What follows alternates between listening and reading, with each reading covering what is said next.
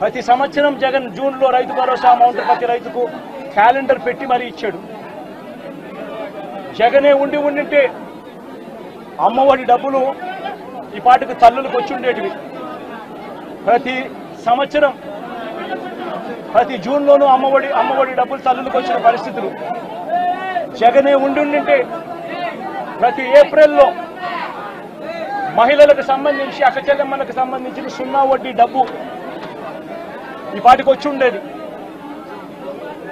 జగనే ఉండింటే మత్స్యకార భరోసా అన్నది ప్రతి ఏప్రిల్ 15 నుంచి జూన్ 15 మధ్యలో క్రమం తప్పకుండా జగన్ మత్స్యకారులకు తోడుగా ఉంటూ మత్స్యకార భరోసా ఇచ్చాడు. నేను అడుగుతా ఉన్నా, ఈరోజు వైఎస్ఆర్ కాంగ్రెస్ పార్టీ లేకపోవడం, చంద్రబాబు నాయుడు చెప్పిన అబద్ధపు మాటలతో ఈరోజు ప్రతి అక్క చెల్లెమ్మ ఎదురు చూస్తా ఉంది.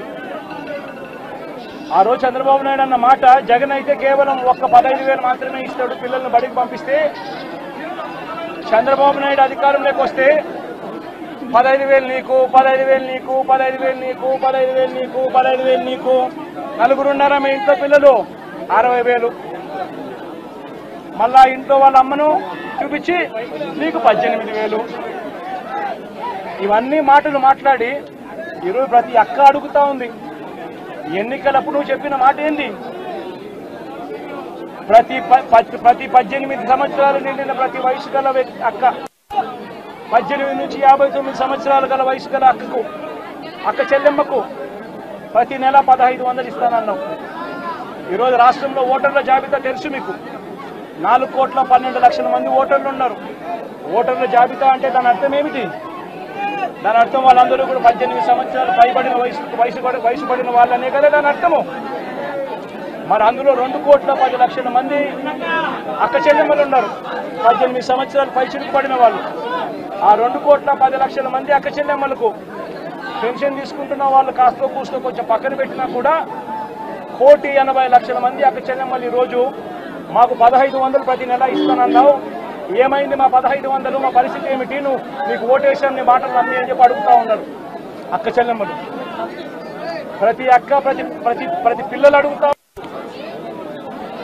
జగన్మామ ఉన్నప్పుడు క్రమం తప్పకుండా జగన్మామ 15,000 మా అమ్మకి ఇచ్చేవాడు అమ్మఒడి కింద.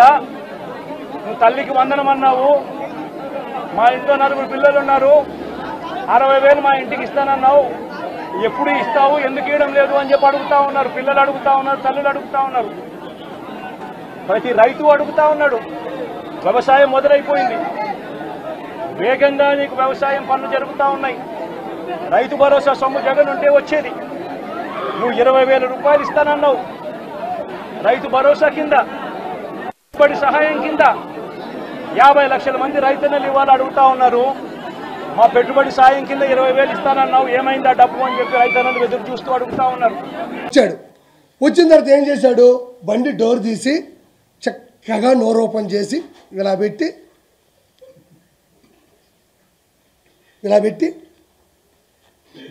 అన్నాడు. నిజంగా అన్నాడా లేదా? అన్నాడు, 100% అన్నాడు.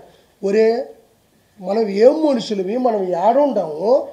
ఒక మనిషి అక్కడ రక్తపాతలో తలకాయ తెగిపడిపోయి 2 చేతులు తెగిపోయి ఆడ పడిపోయి చచ్చిపోయి వాళ్ళు ముస్లింలు మైనారిటీ అక్కడ పడుకొని ఏడుస్తూ ఉంటే మనోడు బండి దిగడం ఒక సినిమా. 4 పార్ట్లు చెప్తున్నా ఈ సినిమాలో నేను. మొదటి పార్ట్ బండి దిగే ఒక పార్ట్, ఇంకొకటి 3వ సినిమా లోపల పోయాడు, లోపల డ్యాన్స్ చేస్తుంది, లోపల గుండెకాయ కొట్టుకుంటుంది, జగనన్న జగనన్న జనమంతా నీ వెంటే. జగన్ ఉంటే ఆడిపోయినారు, జనమంతా నీ అంటుంటే 11 సీట్లు ఎందుకు వచ్చినాయి నీకు? ఆడ కూర్చున్నాడు, ఆడ కూర్చోకొని వాళ్ళందరినీ పెట్టుకొని మైండ్ చెడిపింది ఆ మనిషికి పెట్టుకొని ఇంకా స్టార్ట్ చేశాడు. ఏం కాదమ్మా, నీ కొడుకుకి న్యాయం జరుగుతుంది, నేను ప్రతిపక్ష హోదా లేకపోయినా ప్రతిపక్ష నాయకుడిగా ఉన్నాను, నేను పోరాడతాను, నేను నిలదీస్తాను, నీ బిడ్డ పోవడం నాకు బాధగా ఉంది. ఆడిపోయి అమ్మఒడి అమ్మ మనిషికి 15,000 అన్నాడమ్మా, ఒకరికి 15, ఇద్దరికి 30 చెప్తారా? వాళ్ళకి అర్థం కాదు, నోరు తెరుచుకొని చూస్తూ ఉన్నారు. అతను కూడా ఏమన్నా ఏడుస్తాడేమో, అతను కూడా ఏడిస్తే మనం కూడా పైన పడిపోయి ఏడద్దాం. బాధ ఉండట్లేదు ఎవరికైనా, బాధ ఉండట్లేదు ఎవరికైనా. మనం కూడా అమ్మ నాయన చచ్చిపోయినప్పుడు తట్టకని ఎవరిని వస్తే పైన పడి ఏడ్చేస్తాం. వాళ్ళంత బాధాతప్త హృదయంతో ఉంటే ఇతను పోయి మనిషికి 15,000 ఇంకోడికి 30-45,000 అన్న వాళ్ళు బిత్తరపోయి చూస్తున్నారు. ఇవన్నీ ఏడెందుకు చెప్తున్నాడు అంటే అతనికి ఎక్కడ ఏం మాట్లాడాలో తెలియనంత మనస్తాపానికి గురైపోయినాడు. మనస్సు చెలించిపోయింది. ఒక సైకో అయిపోయినాడు.